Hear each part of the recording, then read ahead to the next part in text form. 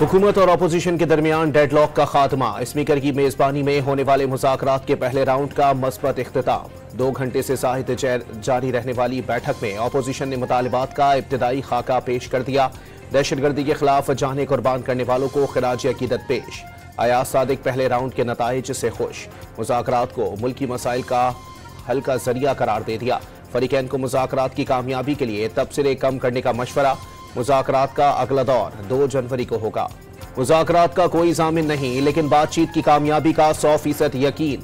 राना सनाउल्लाह का जब फरीकैन को दिल खोलकर मुज़ाकरात का मशवरा। माजी एक तरफ रखते हुए अच्छी नीयत के साथ आगे बढ़ रहे हैं। सेनेटर इरफान सिद्दीकी की पार्लियामेंट में गुफ्तगू। हुकूमत ने बानी से मुलाकात का मुतालबा तस्लीम कर लिया। बानी समेत तमाम कैदियों की रिहाई का मुतालबा किया।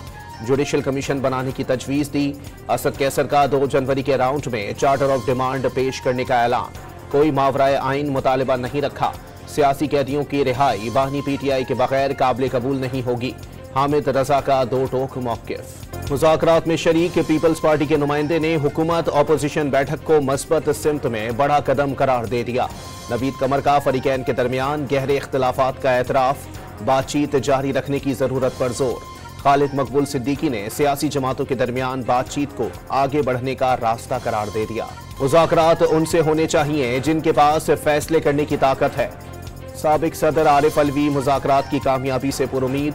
मैंडेट वापस करने और नए इंतखाबात का मुतालबा। 9 मई और 26 नवंबर के वाक़यात की तहकीकात के लिए कमीशन बनाया जाए। अपोजिशन लीडर की गुफ्तगू।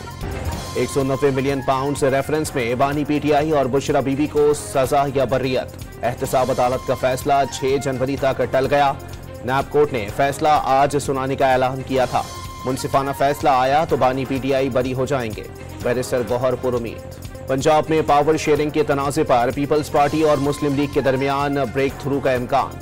मामला सुलझाने के लिए वज़ीर आज़म आज सदर आसिफ अली जरदारी से ऐवान सदर में मुलाकात करेंगे। सियासी और माशी उमूर भी एजेंडे में शामिल।